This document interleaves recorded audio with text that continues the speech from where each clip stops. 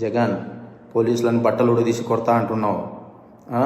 పోలీసులు ఏమన్నా నువ్వు ఇస్తే వేసుకున్న బట్టలు అనుకున్నావా? కష్టపడి చదివి రన్నింగ్ రేసుల్లో ఎగ్జామ్స్లో పాస్ అయి ఎన్నో వేల మంది పోటీ పరీక్షల్లో నెగ్గి వేసుకున్న యూనిఫామ్ ఇది. నువ్వెవడో వచ్చి ఉడదీస్తా అంటే ఉడదీయడానికి ఇదేమి అరటి తొక్క కాదు. మేము నిజాయితీగానే ప్రజల పక్షాన్ని నిలబడతాం, నిజాయితీగానే ఉద్యోగం చేస్తాం, నిజాయితీగానే చస్తాం. అంతే తప్ప అడ్డమైన దారులు తొక్కం. జాగ్రత్తగా మాట్లాడు. గౌరవనీయులైన మాజీ ముఖ్యమంత్రి శ్రీ వైఎస్ జగన్ గారికి రామగిరి ఎస్ఐ జి సుధాకర్ యాదవ్ అను నేను విన్నవించుకుంటున్న విన్నపం ఏమనగా, మీరు విమర్శించినట్టుగా, నీ స్టూడెంట్ విమర్శించినట్టుగా మేము ఏ తప్పు పనులు చేయలేదు. మీకు రామగిరి మండలంలో మొత్తం 10 ఎంపీటీసీలు ఉండగా అందులో 1 టీడీపీ, మిగిలిన 9 వైసీపీ. అయితే అకాల మరణం, మీ ఎంపీపీ గారు అకాల మరణం చెందడంతో మీ వైసీపీ ఎంపీటీసీలే కలిసి ఒక ఎంపీపీ గారిని ఎన్నుకున్నారు ఈ ఎలక్షన్ నోటిఫికేషన్ రాకముందు. అప్పుడు ఎటువంటి పోలీసు బందోబస్తు కానీ ఎవరు లేకపోయినా వారంతకు వారే ఎంపీడీఓ ఆఫీస్లో ఒకరిని సెలెక్ట్ చేసుకున్నారు. అయితే ఎలక్షన్ నోటిఫికేషన్ రావడంతో ఎంపీపీ ఎన్నిక అనివార్యమైంది. అందులో ఎవరు అయినా మీ వైసీపీ వాళ్ళే ఎంపీపీ అవుతారు. ఎందుకంటే ఇక్కడ ఎంపీపీ మహిళకు రిజర్వ్ చేయబడింది, టీడీపీకి ఒకే ఒక ఎంపీటీసీ ఉంది. మీకు 9 ఉన్నాయి, 9లో ఒకరు అకాల మరణం చెందారు. మరి ఎలా వేరే వాళ్ళు ఎంపీపీ అవుతారు? ఖచ్చితంగా మీ వాళ్ళే కదా ఒకరు అవుతారు. దానికి ఎందుకు మీరు వారి కుటుంబ సభ్యులకు తెలియకుండా ఎక్కడికో తీసుకెళ్ళి చాలా సీక్రెట్గా దాచిపెట్టారు. సరే, దాచిపెట్టారు, పోలీస్ ప్రొటెక్షన్ అడిగారు. మా ఉన్నతాధికారుల ఆదేశాల మేరకు 200 మంది పోలీస్ బలగాలతో ఒక ఎస్పీ గారి పర్యవేక్షణలో 4 డిఎస్పీ స్థాయి అధికారులు, దాదాపు 10 మంది సిఐలు, 15 మంది ఎస్ఐలు బందోబస్తు నిర్వహించారు.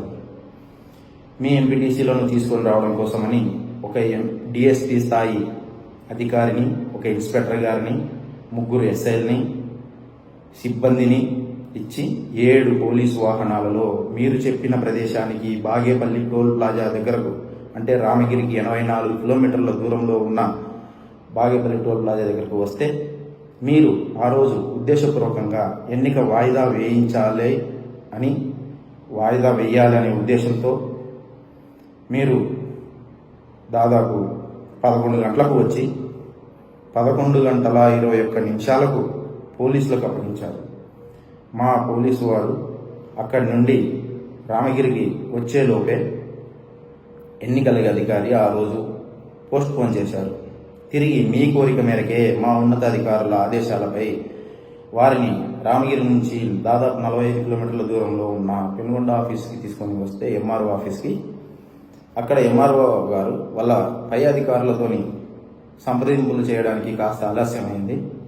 దానికి మీ మాజీ ఎమ్మెల్యే గారు వచ్చి అక్కడ పోలీసు వారిని అమ్మనాబూతులు తిట్టి, పోలీసు వారిని తన వాహనంతో గుద్దడానికి ప్రయత్నించి గొడవ చేసి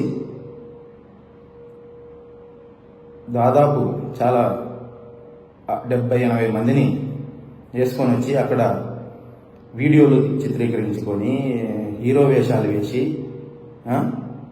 మీరు సోషల్ మీడియాలో వ్యూస్ కోసమో దేనికోసమో బీజిఎంలు వేసుకోవడానికో మీరు ముందుగానే ప్లాన్ ప్రకారం అన్నీ అక్కడ పోలీసుల మీదకి దూసుకొని వస్తున్నట్లు పోలీసులని అమ్మనాబూతులు తిట్టడము, ఒక వీడియోలు చిత్రీకరించుకోవడం కోసమో, సోషల్ మీడియాలో హీరోయిజం అని కామెంట్లు పెట్టించుకోవడం కోసమో మీరు క్రియేట్ చేసుకొని మేము మీకు అప్పగించడానికి వస్తే మీరు పోలీసులనే తిట్టారు. మరి నెక్స్ట్ డే అదే బందోబస్తు అట్లే కంటిన్యూ చేశాం. కానీ మీరు ప్రజాస్వామ్యాన్ని ఆభాసుపాలు చేస్తూ పోలీసు వ్యవస్థకి చెడ్డ పేరు తెచ్చేలాగా పోలీసు వ్యవస్థని తప్పుదారి పట్టించేలాగా, కోర్టులను తప్పుదారి పట్టించేలాగా మీరు మీ సభ్యులను తీసుకొని రామేశ్వరం వెళ్ళామని అక్కడ సముద్ర తీరాన ఒక వీడియో పెట్టించారు. అంటే ఇదంతా తతంగం అంతా మీరు ఎంపీపీ ఎన్నిక చేసుకోవాలనో ఇంకోటనో కాదు. కేవలం మీరు ఏదో ప్రజల్లో అశాంతి కలిగించాలి, అలజడులు సృష్టించాలి, ప్రజల్ని పోలీసుల్ని తప్పుదారి పట్టించాలి, కోర్టులను తప్పుదారి పట్టించాలి. దానికి Ramagiri SI Sudhakar Yadav video call మాట్లాడించాడు, తొక్క మాట్లాడించాడు, తోలు మాట్లాడించాడు అని చెప్పేసి ఏడుస్తూ ఉన్నారు. నేను ఎవరితో ఎందుకు వీడియో కాల్ మాట్లాడించాలి? దానివల్ల ఎవరికేం ఉపయోగం ఉంది?